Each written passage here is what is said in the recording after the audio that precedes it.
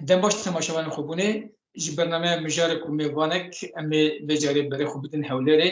û bi taybetî ser geşedanên başûr ku Başûrê Kurdistanê pêş dikevin em ê bi nivîskar û çalakvan Kawa Nadir Qadir reba axivin. Birêz Kawa hûn bixêr hatine. Lavrês spas dikim. Belê niha bi taybetî li Rojhilata Navîn û Rojhilata Navîn jî bi taybetî li Kurdistanê gelek geşedanên germ pêş dikevin û hewldanên ku dixwazin şerekî nû li Başûrê Kurdistanê pêş bixin heye. Li aliyekî ev geşedan li cîhanê pevçûn şer heye, dîsal li Rojhilata Navîn û Kurdistanê jî şerê germ diqewin. Bi taybetî navenda wê jî dibînin ku Kurdistanê divê pêvajoyê de ji malbata Barzanî Mesrûr Barzanî dirojberên li Tirkiyeyê bûn hatin bi Serokkomarê Tirkiyeyê ango serokê AKP Tayyip Erdogan re û dîsa serokê Müsteşarê Mîtê re hevdîtin kirin. Ev hevdîtina divê pêvajoyê de tê çi watê û hûn çawa şîrove dikin? دووبارە سڵاو و ڕێز بۆ هەوە بۆ بینەرانی وام لە ڕاستیدا سەردانی سەرۆک وەزیرانی هەرێمی کوردستان بۆ باکووری بۆ تورکیا و کۆمبوونی لەگەڵ سەرۆک کۆماری تورکیا ئەوە یەکەم سەردان نییە. لەوە پێشیش سەرۆکی هەرێمی کوردستان هات و سەردانی تورکیای کرد و بە ڕاشکاوانە باسییان کرد کە قسە و گفتوگۆیان لەسەر گازی کوردستانە چۆنیەتی بەڕێکردنی. بەڵام ئەو کەڕەتەی کە دانیشتن کراوە سەرۆکی وەزیرانی هەرێمی کوردستان کە دانیشتنی کردووە هەر لە وێنەکە و لەو وێنانەی کە مێدیای تورکی بڵاوی کردوتەوە مرۆڤ دەتوانێت کە کۆمەڵێک شتی لێ هەڵبێنجی پێش هەر هەموو شتێک ئەو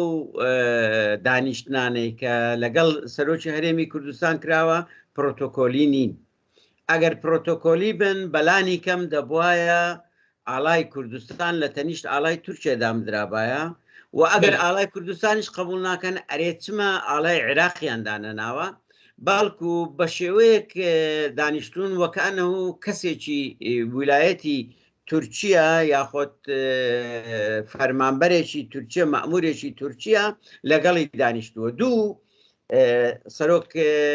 ئەوەی ئەمنی تورکی فیدان هاکان کە لەگەڵی دانیشتووە معنای تیجارەت و سیاست لە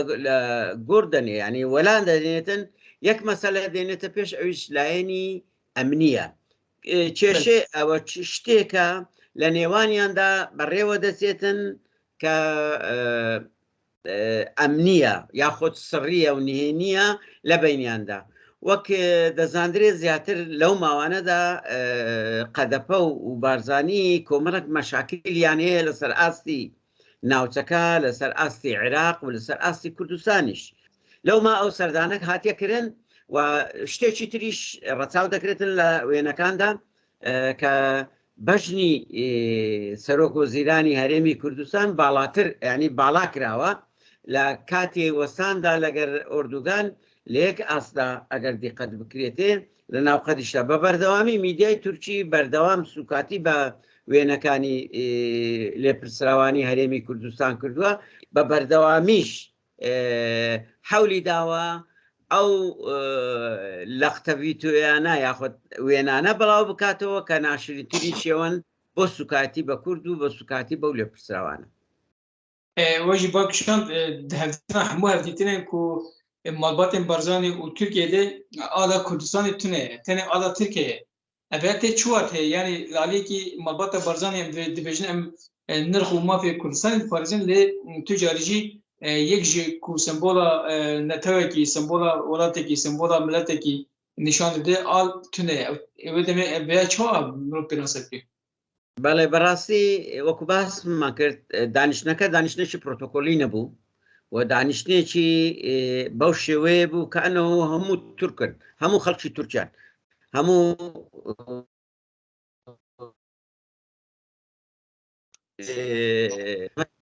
بۆ زۆری دانیشتنەکەش بەرامبەر نەبوو بەڵکو ئۆردوغان لە لای سەرێ بوو ئەوانی تر هەموو کەوتبوون لە لای خواری. بەهەرحاڵ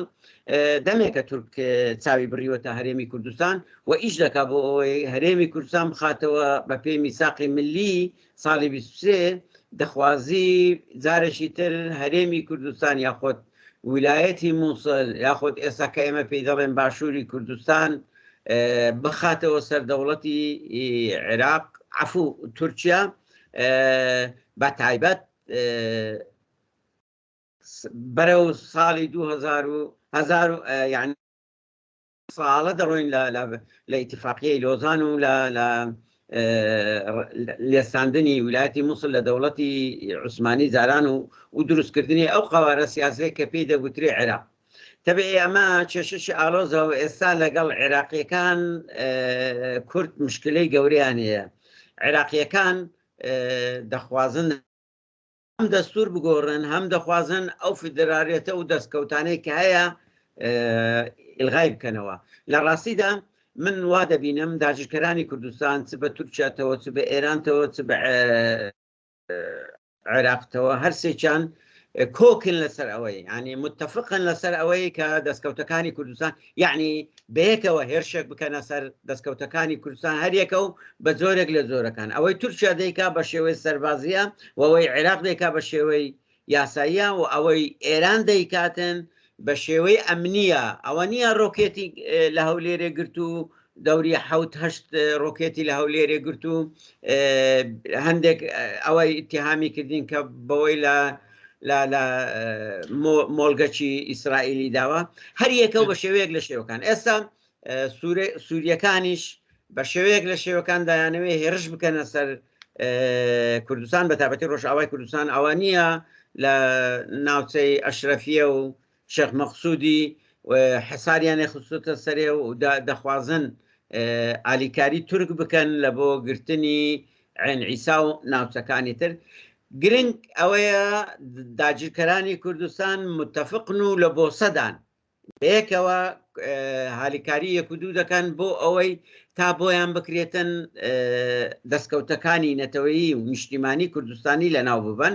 و جولانەوەی نیشتیمانی کوردستان تەفگەری ئازادی بچووک بکەن یاخود نەهێلن بە جارەکیدا.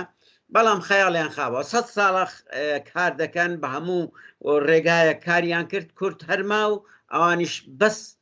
ئەو کاتە دەگەنە نەتیجە کە سەری خۆیان لە بەردی ئەلحەدی دەدەن قەزم گۆڕستان و بە مردن ئەو شتەش نابینن. بله یادیجی اینها سالک برید 23 نیسانیده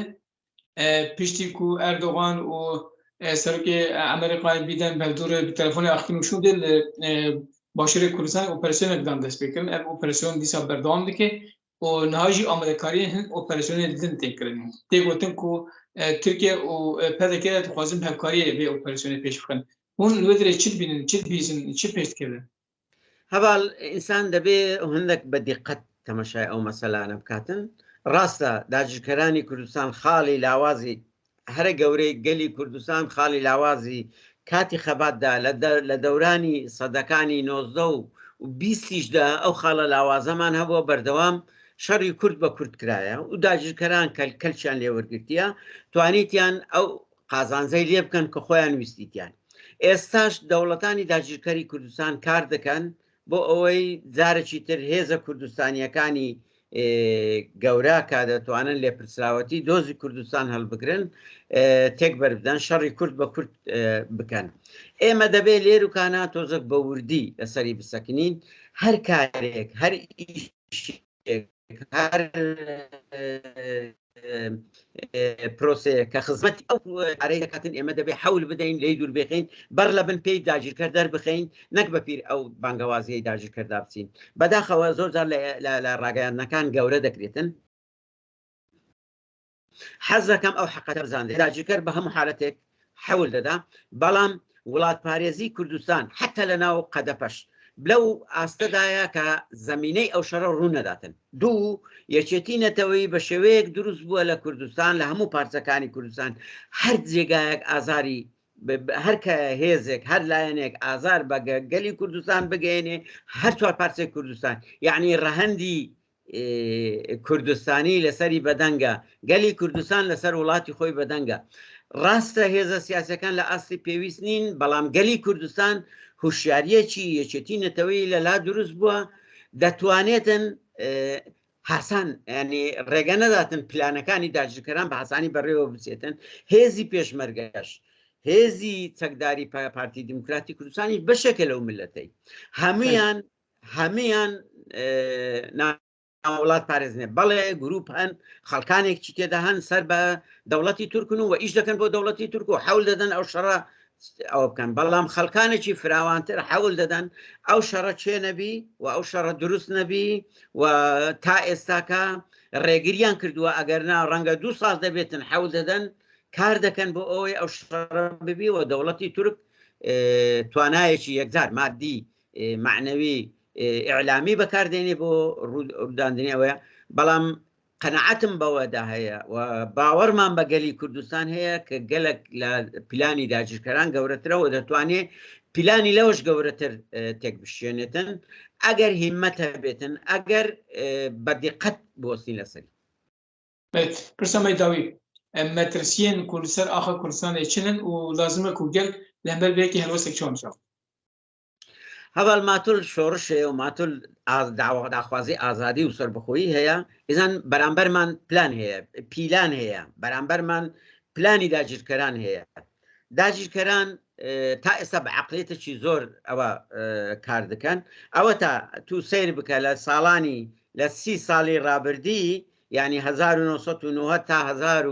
تا 2020 750,000 کەس 750 ملیۆن کەس لە دنیاە بە مافی چارەی خۆنووسین گەیشتن هەریەکە بە شێوەیەک لە شێوەکان هەندێک بە خەباتی چەکداری هەندێک بە خەباتی جەماوەری هەندێک بە خەباتی یاسایی هەر شێوەیەک شێوەکان گرنگ ئەوەیە گەیشتنە خەبات داگیرکەرانی کوردستان و لە ڕۆژهەڵاتی ناوەڕاست هەتا ئێستا یەک ڕێگایان لە پێش گەلی کوردانایە کوشتن و برین و لە ناوبردن و بێمافکردن ئەوە 100 ساڵە وەکو باسیشمان کرد نەچوو باری نە بە ئاگر لە ناوچوو نە بە ئاسن لە ناوچوو نە بە مردن نە بە مەرگەسات نە بە کۆمەڵکوژی هەرچیان گازی کیمیاویان لە بەرامبەر بەکارهێنان لە ناو نەچوون کورت ماو بە پێچەوانەوە ئەوانەی دەیانخواست گەلی کوردستان ناوبەن دەمینێتن بۆیە تا شۆڕژما بێتن بە تاکید تۆ داوای ئازادی دەکەی داوای بوون بە ڤیگەر دەکەی یا بە ژمارە دەکەی لە ڕۆژهەڵات وەک هێزێکی سیاسی وەک کەسایەتێکی مەبەستم ئەوەیە سیاسی کە دەڵێم کەسایەتی سیاسی ینی وەکو دەوڵەتێک نیمچە دەوڵەتێکی سیاسی بە تاکید دوژمنمان زۆر دەبێتن و دوژمنشمان بەردەوام دەبێتن بەڵام ئەوە دەبێ ئەو حقەتە لە پێش خۆمان دابنێن بەردەوام ئیرادەی گەلان سەرکەوتووە ئیرادەی کۆلۆنیالیزم و ئەوانەی دەخوازن زولم و خەڵک بندەست بکەن بە تاکید تێک دەشێ لە داهاتوودا و گەلی کوردستانیش لە قەدەر ئازادی و لە قەدەر ئەوەدا کە ئیرادەی خۆی بەدەست بهێنێتن لەم نزیکانەدا باوەڕ ناکەم بتواندرێتن